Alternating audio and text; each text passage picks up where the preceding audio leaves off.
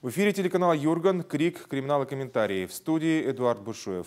Здравствуйте! Сегодня в программе «Лимонадом по голове. Заслуженная награда отважного грузчика».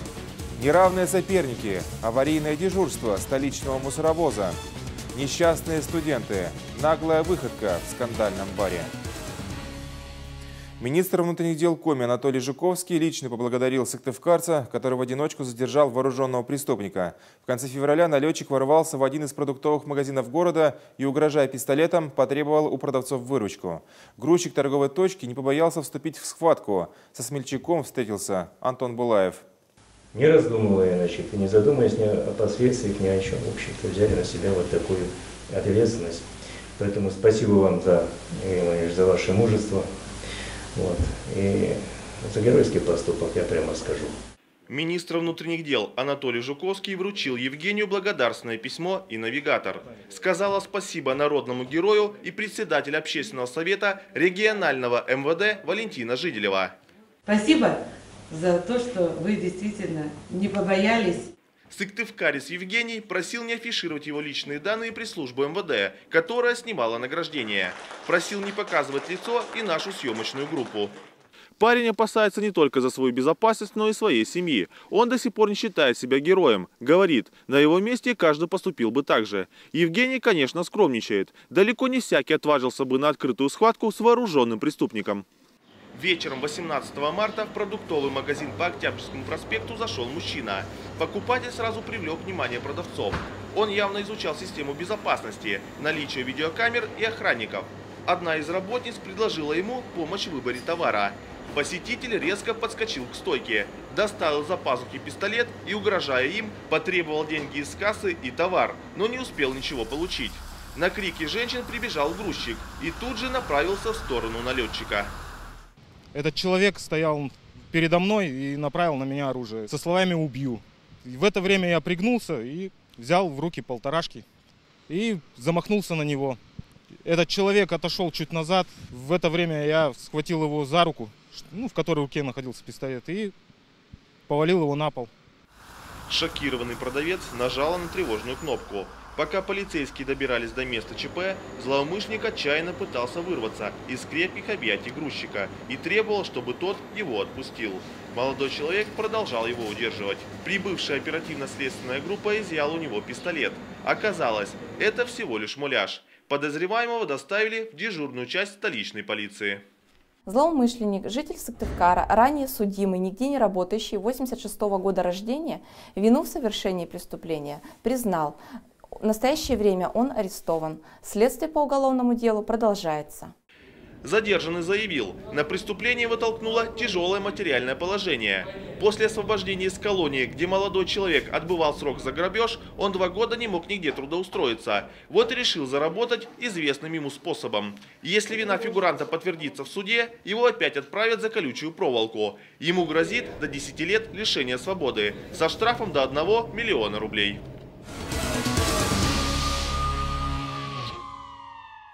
В Сыктывкаре на перекрестке Октябрьского проспекта и улицы Чкалова мусоровоз столкнулся с дорогостоящей иномаркой. ДТП, которое случилось в 6 часов утра 30 марта, попало в объектив камеры уличного видеонаблюдения.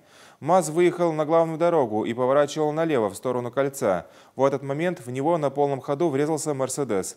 Водитель и 2 пассажира автомобиля получили тяжелые травмы. Всех пострадавших доставили в больницу. Шофер мусоровоза отделался легким испугом. Прибывшие на место аварии сотрудники ГИБДД определили предполагаемого виновника этого происшествия. Водитель МАЗа обязан был уступить дорогу транспортному средству, так как на данном перекрестке в утренние часы необходимо было руководствоваться требованиями дорожными знаками, а именно уступить дорогу, так как главной дорогой является Октябрьский проспект, по которой двигался водитель автомашины «Мерседес». Впрочем, по словам очевидцев, «Мерседес» значительно превысил допустимую скорость на этом участке дороги – 40 км в час, а у водителя и его пассажиров, судя по их внешнему виду, были признаки наркотического опьянения. Сейчас эту версию проверяют силовики. У водителя иномарки медики взяли кровь на анализ. Полицейским предстоит установить степень вины каждого участника этого ДТП.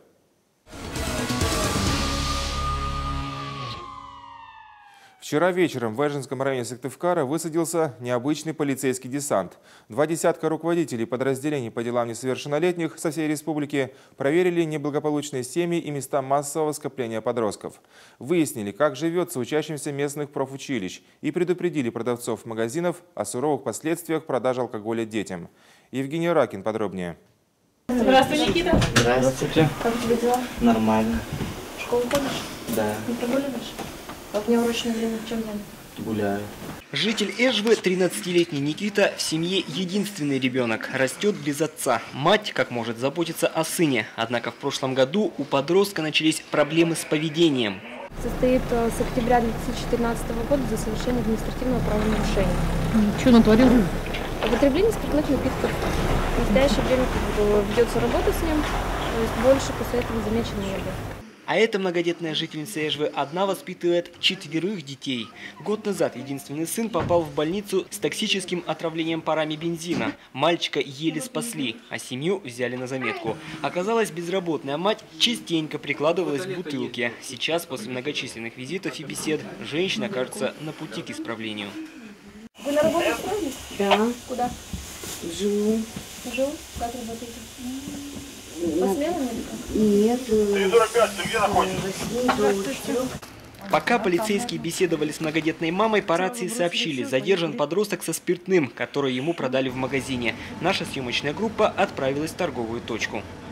В этом магазине несовершеннолетнему продали пиво крепостью 4,6, объемом 0,5 литра. При продаже спиртосодержащей продукции у несовершеннолетнего не попросили документ, удостоверяющий его личность, то есть паспорт. Поэтому была осуществлена продажа. Нарушение закона. По факту продажи полицейские составили административный протокол. Теперь доброй продавщице придется раскошелиться как минимум 1030. Возможно, наказание понесет и хозяин магазина. Сумма штрафа для юридических лиц больше на порядок. И хотя сама работница торговой точки ничего предусудительного в своих действиях не видит, если она еще раз попадется на продаже спиртного детям, то попадет уже на скамью подсудимых. Всего в Эжве в этот вечер работало 7 патрулей. На место съехались руководители подразделений по делам несовершеннолетних со всех городов и районов. Основную причину роста подростковой преступности местные инспекторы видят в равнодушии родителей к судьбе собственных детей. Некоторые мамы и папы, когда полицейские привозят их загулявших чад домой, просто не открывают двери. Родители, уже на которых составлены протокола, неоднократно накладываются большие штрафы в размере более 1000 рублей за каждый раз нахождение ребенка в ночное время на улице. Бывают такие родители, которые у нас оплачивают по 20 тысяч, по 30 тысяч штрафы за своих несовершеннолетних детей. Они на них уже злые и не пускают их домой. Такие выездные семинары-совещания руководителей подразделений ПДН проводятся в Коми ежегодно. Они позволяют инспекторам продемонстрировать свое профессиональное мастерство, обменяться опытом и поделиться наработками. Результаты сегодняшних мероприятий говорят о том, что наши руководители занимаются не только управленческой работой, но и, в общем-то, выходят в люди, общаются с гражданами, правильно организуют те профилактические мероприятия, собственно, которые нацелены на снижение уровня подростковой преступности, на снижение тех негативных моментов, которые являются предпосылками безнадзорности наших подростков. Но самое главное, такие многочисленные десанты помогают существенно снизить число правонарушений и преступлений в отдельно взятом районе.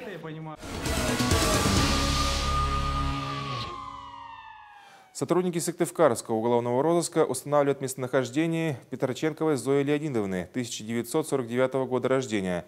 21 марта пенсионерка ушла из дома номер 88 по улице Коммунистической и пропала без вести. Приметы женщины: на вид 65 лет, рост 165 сантиметров, худощавого телосложения, вьющиеся волосы окрашены в каштановый цвет, серые глаза, была одета в пальто рыже-коричневого цвета. Особые приметы: на правой ключице имеется послеоперационный шрам.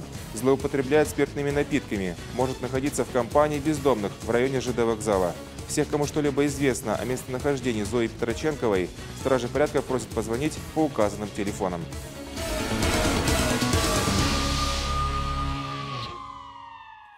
В Сыктывкаре раскрыли убийство пенсионерки, у которого были все шансы оказаться в числе так называемых глухарей. Ни прямых очевидцев, ни мотивов, ни улик. У столичных сыщиков не было ни одной стоящей зацепки. Сотрудники уголовного розыска даже рассматривали версию о гастролере маньяке из другого региона.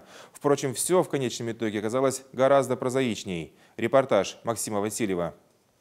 18 марта в сыктывкарскую полицию поступил звонок от жителей дома 146 по улице Тентюковской. Люди сообщили о трупном запахе из квартиры на 3-м этаже. Там обитала престарелая женщина, которая вела замкнутый образ жизни и особо ни с кем не контактировала.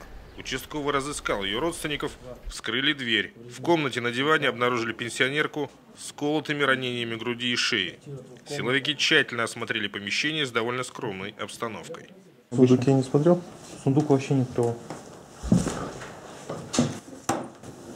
Сундук может быть и заперт, потому что он старый. Кухонный нож со следами крови нашли недалеко от убитой. Было видно, что убийца в серванте что-то искал. Поскольку входная дверь была закрыта снаружи на ключ и пенсионерка никого чужого к себе в дом не пускала, силовики первым делом тщательно проверили всех родственников и друзей погибшей. Тестировали их даже на полиграфе. Ближнее окружение оказалось абсолютно непричастно к преступлению. Конфликтов не было, отпечатков пальцев преступник не оставил. Никто его не видел, никаких зацепок, в общем, чистый глухарь. Для уголовного розыска и для полиции в целом был очень сложный вопрос. Какой был мотив совершенного преступления? Не было мотива. Одна из версий наших была, что преступление могло совершить лицо, приехавшее в город Сыктывкар из другого субъекта Российской Федерации. Так как мы анализировали преступность на территории России, в России встречались аналогичные факты преступлений. Возможно, это лица-маньяки, преступления, по которым невозможно было объяснить причину убийства. Впрочем, версия об убийстве гастролера вскоре отпала. Сыщики получили оперативную информацию о причастности к преступлению 28-летнего жителя села Иб. Неоднократно судимый мужчина в декабре освободился из воркутинской колонии. Сначала работал вахтами на заготовке древесины и даже снимал жилье в Сыктывкаре. После увольнения стал бродяжничать. Задержанный рецидивист хоть и не сразу, но все же признался в убийстве. Как вы попали в дом? С этой же женщиной. Она вышла из магазина. Я обратился за помощью к ней, чтобы она меня накормила. Так как мне это не было, город я плохо знаю. Я позвал к себе домой. По словам сельчанина, за несколько дней до преступления он безбожно пил. Где-то к середине марта, точно уже не помнит, он приехал на автобусе на конечную остановку и ввязался за пенсионеркой, которая вышла из магазина. Попросил денег на автобус и поесть. Сердобольная старушка привела его к себе в дом и накормила, затем пригласила в комнату. Разговаривали, пока жить плохо, что Россия у нас такая плохая, помогать ей некому, страдает. Да кто говорит? Вот это. А? Женщина старая. Она говорила, что ей плохо? Да. Что ей не Один одинок, нет никого помощи, никто не помогает. Не знаю, просто было. Потом она говорит, вам, наверное, пора уходить. Я говорю, нет, я никуда не пойду. Эти разговоры по душам длились недолго. Гостеприимная пенсионерка попросила посетителя уйти и была удивлена его отказом. С его слов он говорит, что она не хотела жаловаться, просто она уже начинала громко, выражать вот это вот свое недовольство его присутствием в доме. И он, опасаясь, что это услышат соседи, и подумают, что он решил ее ограбить, решил сначала ее утихомирить, а потом уже она, поскольку не реагировала, а в последующем, поскольку она стояла на своем, сначала попробовал задушить ее подушкой. Рецидивист взял на кухне нож, вернулся и убил пенсионерку 3 ударами в грудь и шею. Затем обыскал сервант. Покажите, пожалуйста, где вы нашли деньги? Я нашел книжки. Вот в этой, по-моему.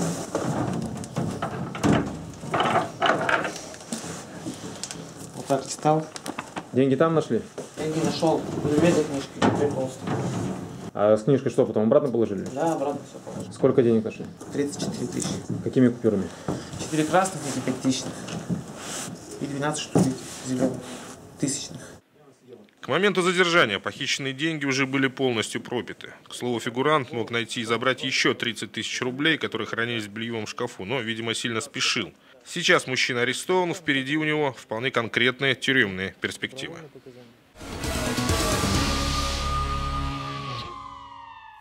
Сыктывкарский бар «Бахус» – причина для постоянного беспокойства столичных стражей порядка. Драки и грабежи случаются здесь регулярно. С начала этого года наряды полиции выезжали в питейное заведение больше 20 раз.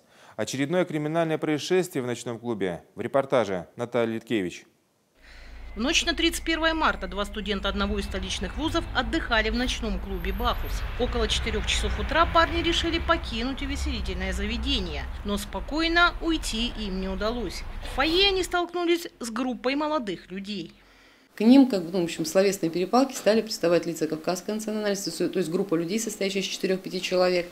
Одному из потерпевшему данная компания сказала, что сейчас мы будем отдыхать за столиком, а ты оплатишь все, что мы будем заказывать. Потерпевший не согласился, после чего ему неоднократно нанесли побои. Финал конфликта зафиксировала камера видеонаблюдения. После этого удара студент потерял сознание. Судя по видеозаписи, местные секьюрити тут же оттащили избитого парня в угол коридора и там оставили. Позже, когда потерпевший пришел в себя, охранники просто выпроводили его на улицу. Ни скорую помощь, ни полицию вышибалу Бахуса вызывать не стали. Чуть не каждые сутки происходит множество различных инцидентов, также с применением силы и насилия. Больших мер они не предпринимают, если у них что-то происходит в баре. Просто людей выводят и все, дальше ничего не предпринимается. На крыльце клуба к потерпевшему подошел один из нападавших, малознакомый 17-летний подросток. Отвел студента за угол, вновь избил, забрал документы и ценности стоимостью почти в 11 тысяч рублей. Затем, не дожидаясь полиции, скрылся. Досталось и приятелю студента. Он пытался заступиться за друга и тоже попал под раздачу. Нашли грабителя к вечеру следующего дня. Подозреваемый задержан и дает показания. Следствие устанавливает и других участников драки. Возможно, это происшествие заставит наконец местные власти прикрыть это злачное место. Ведь только за последние 3 месяца наряд полиции выезжал в питейное заведение по сообщениям о драках, грабежах и разбоях больше 2 десятков раз.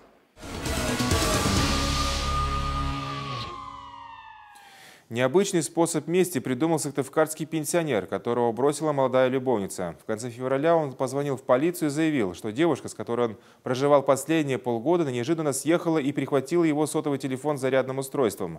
Мужчина потребовал привлечь вторую половинку к уголовной ответственности. Стражи порядка начали проверку. В заявлении мужчина был предупрежден об уголовной ответственности за заведомо ложный донос, о чем поставил свою подпись под этим предупреждением. В ходе проверки было установлено, что мужчина оговорил свою знакомую, что сотовый телефон она у него не крала, а также он пояснил, что сотовый телефон спрятал в картофельном ящике, который расположен в его подъезде.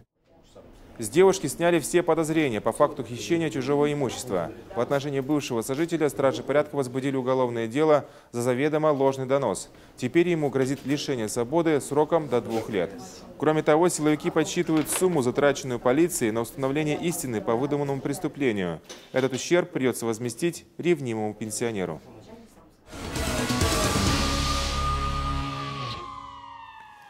На этом наш выпуск завершен. С вами был Эдуард Бушуев. После короткой рекламы информационные итоги дня в программе «Время новостей». Берегите себя и своих близких.